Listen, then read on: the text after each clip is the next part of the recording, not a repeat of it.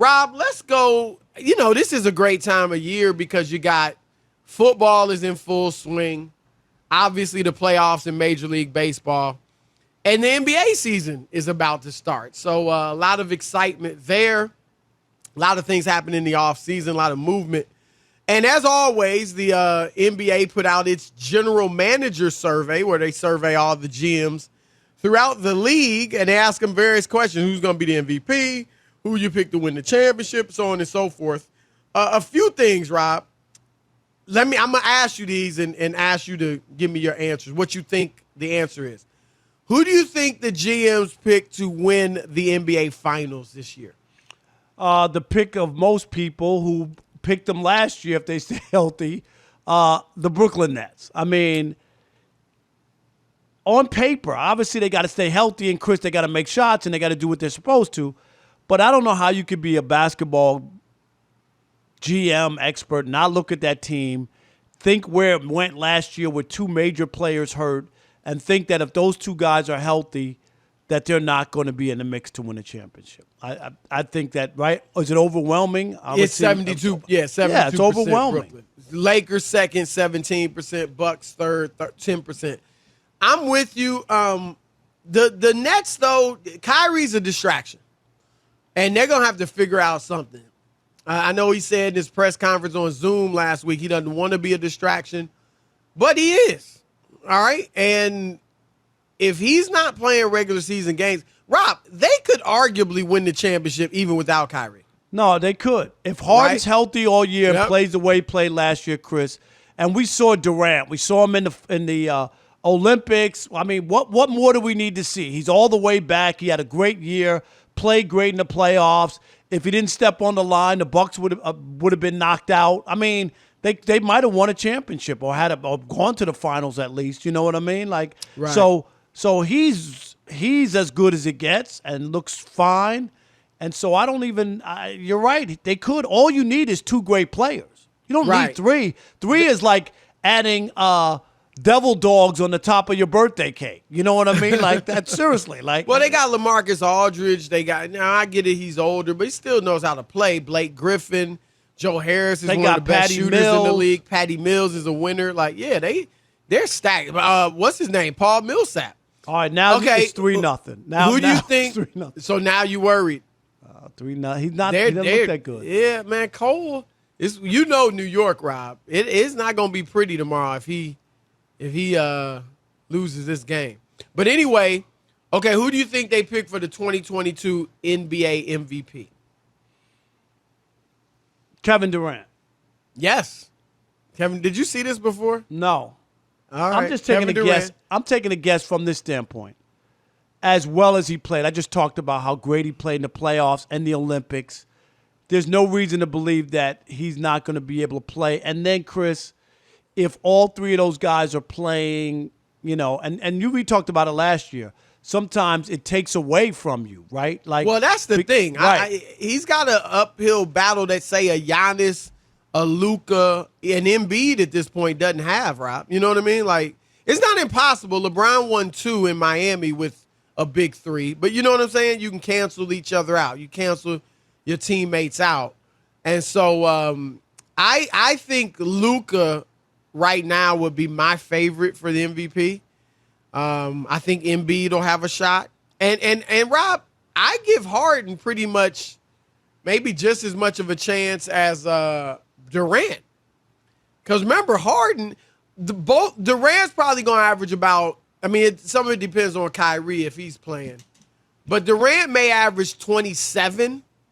Harden's probably going to average 24, 25, and then throw in 10 assists. You know what I mean? 9 assists. So he might be able to get it too. I'm not writing him off. All right, but here's the thing I want to get to for the discussion. They also pick which player would you start. If you were starting a franchise today and could have any player, who would you sign?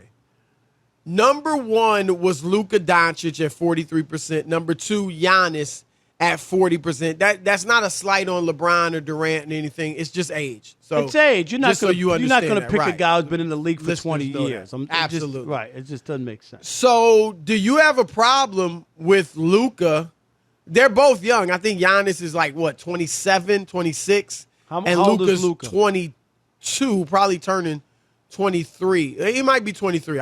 If that's the only reason that they went there, because of the 4 years difference or 4 years age difference. But Luka's 22. He'll be 23 in February, so he's 22. Okay. I don't think. Then but that's not. Is that why you would do it? Yeah, Giannis is 26. He'll be 27 in December. So so he's 5 years. It's a 5 years. Yeah. No, but it's 5 calendar about years. 4.5 years. Yeah. Right. No, I would say I'm surprised it's not Giannis just for what he's been able to do, Chris, and what he's been able to amass: MVP awards, Defensive Player of the Year awards, Finals MVP, went to the championship without having that bona fide other guy next to him. Right. I know everybody loves Luka, but he hasn't been able to get out of the first round. His team was up 2-0, couldn't close it out. I'm not blaming it all on him, and I know he's a big part of the team, but I'm surprised that still Giannis, coming off that championship, wouldn't be the guy that they think they would want to start a team with. Yeah, because I would say Giannis. Number one, Rob, he's proven that he can lead a team to a championship. He's proven he can lead a team without a second superstar to a championship.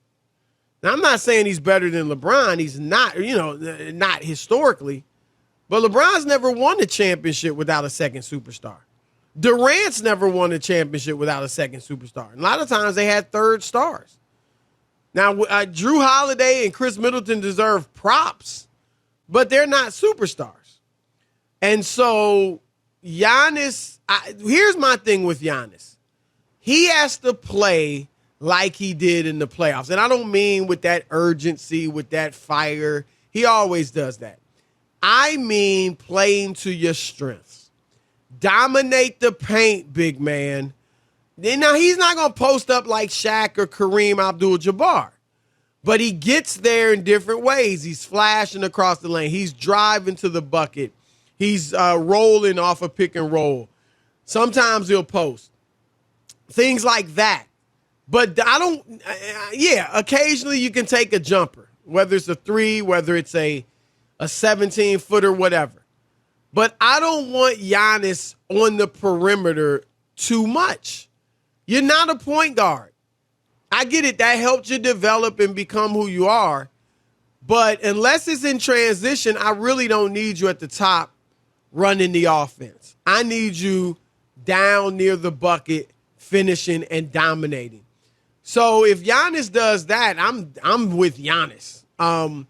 Luka's phenomenal, and I know Rob says, he hadn't been out of the first round yet, which is true, but context is important. Both of his times in the playoffs, they faced the freaking LA Clippers, who are legit. I know the Clippers haven't won a championship, right? But they were also up 2-0. Yeah, Chris, but it's still a team with more talent than you. They got Kawhi Leonard and Paul George. They supposed to beat the Mavericks, So I'm not going to rip him for that.